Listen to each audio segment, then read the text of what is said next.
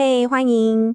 数位资产这个世界听起来是不是有点复杂？没关系，今天我们就是要把它弄清楚，用最新的市场情况帮你整理出一份一看就懂的投资指南。好，先问你一个问题：虚拟货币、加密货币、稳定币，你是不是常常觉得，这些东西听起来都差不多，但又好像哪里不一样？没错，它们真的差很多。今天我们就是要来把这个问题一次讲清楚。OK，我们马上开始。要搞懂这个复杂的系统，最好的方法就是把它拆开来看。所以呢，我们会用一个3层的架构，从最外层开始，一层一层往里面拨，让你看看整个数位资产到底长什么样子。好，第一层，也就是最大、最外面的这一圈，我们叫它虚拟货币。这个词的范围超级广，基本上只要它不是实体的，是用数位方式存在的价值单位都算。你想想看，像是游戏里的点数啦、代币啦，甚至是我们等一下要讲的加密货币，其实都躲在这把大伞下面。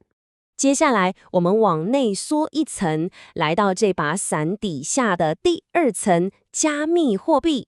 这就是大家最熟的，什么比特币呀、以太币呀。它跟刚刚讲的广义虚拟货币最大的差别就在于，它用了区块链跟密码学技术。但最关键的一点是，它的价值背后通常是没有任何实体资产在支撑的。就是因为它背后没有实体资产嘛，所以价格才会上上下下，波动这么大。你看这个数字0.75，这代表什么？这代表最近比特币的走势跟科技股的走势可以说是几乎同步了。所以说，别再把它当成什么数位黄金了，在市场眼里，它根本就是一个高风险的科技股，涨跌都一起的。最后，我们来到最核心的第3层稳定币。光听名字就知道，它的重点就是稳定。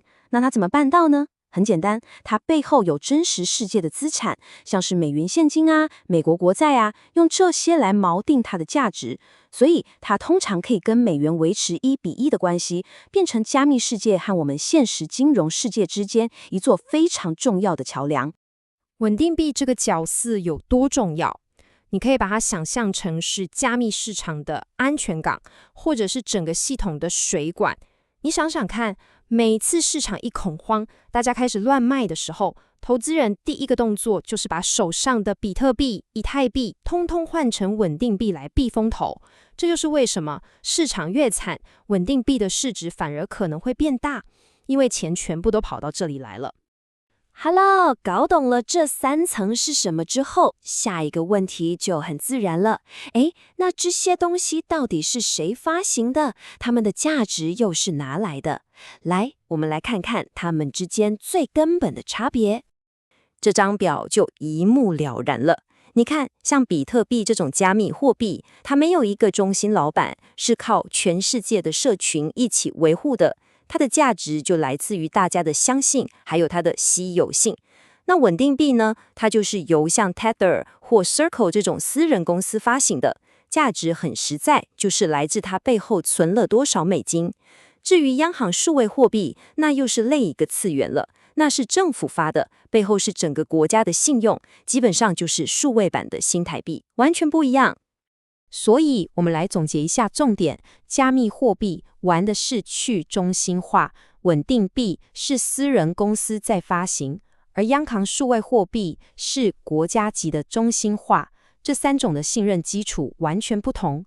哦，对了，这里有一个很重要的趋势，就是美国最近有个新法案，开始允许传统银行也来发行稳定币了。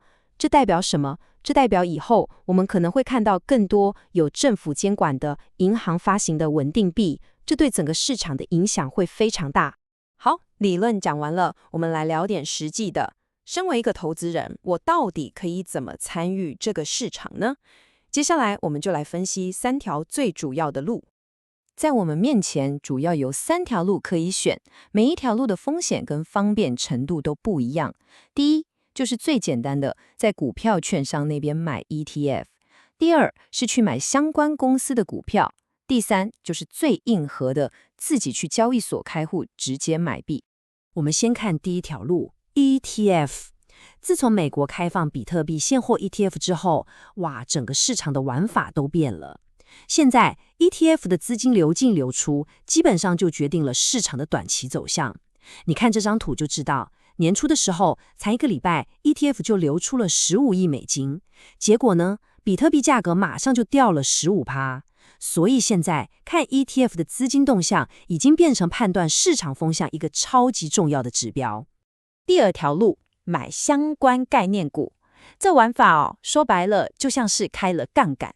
举个例子，有一家叫微策略的公司，它拥有超多比特币，所以当比特币涨的时候，它的股价可能会涨得比比特币还凶。但反过来，如果市场崩盘，它的股价也常常会跌得更惨。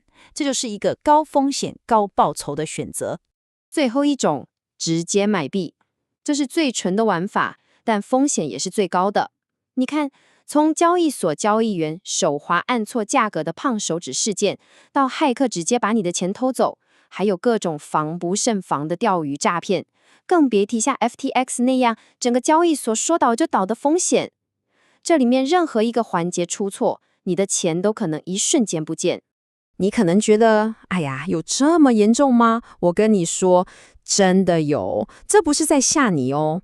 你看这个例子，就在今年，一个老手就是点错一个钓鱼连结，一个点击而已哦。你知道他损失多少吗？80亿台币，就这样没了。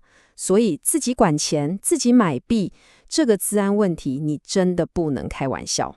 讲了这么多，那你可能会问，到底哪一种才最适合我？好，在最后这个部分，我们就把所有资讯整理一下，给你一个最清楚的比较和最实际的建议。我们直接看这张总结表。ETF 好处就是安全合法，报税简单，你什么都不用懂。但缺点是它要跟着股市开盘收盘，还要付管理费。再来，相关股票有机会赚到超额报酬，但波动也更大，而且股价跟币价有时候还会脱钩。最后，直接买币，优点是你可以24小时交易，资产是真正你自己的，但缺点就是资安风险超高，管起来也很麻烦。所以把所有优缺点都摊开来看，对于我们绝大多数的一般投资人来说，最推荐、最优先的选择就是透过有监管的 ETF 来参与这个市场。为什么 ETF 是首选？你看这张图总结了几个最重要的原因。第一，它有监管，你不用怕交易所倒掉。第二，报税就跟买卖股票一样，超级简单。最重要的一点是，你完全不用去烦恼什么私钥、什么骇客，那些最头痛的技术风险，它都帮你解决掉了。对大部分人来说，这绝对是最省心、最容易入门的方式。不过，这里一定要有一个重要的提醒，不管你选哪一条路，都千万要记得，加密资产的价格它不是活在真空里的，它跟整个大环境，像是美国联准会升不升息，这些总体经济政策是息息相关的，它绝对不是一个可以完全独立于传统金融市场的避风港。最后，我们留下一个问题，大家可以好好想一想。ETF 的出现确实让投资加密货币的门槛降到前所未有的低，但是工具变简单了，是不是就代表风险也跟着不见了呢？这或许是我们每一个人在按下买入那个按钮之前，都应该先问问自己的问题。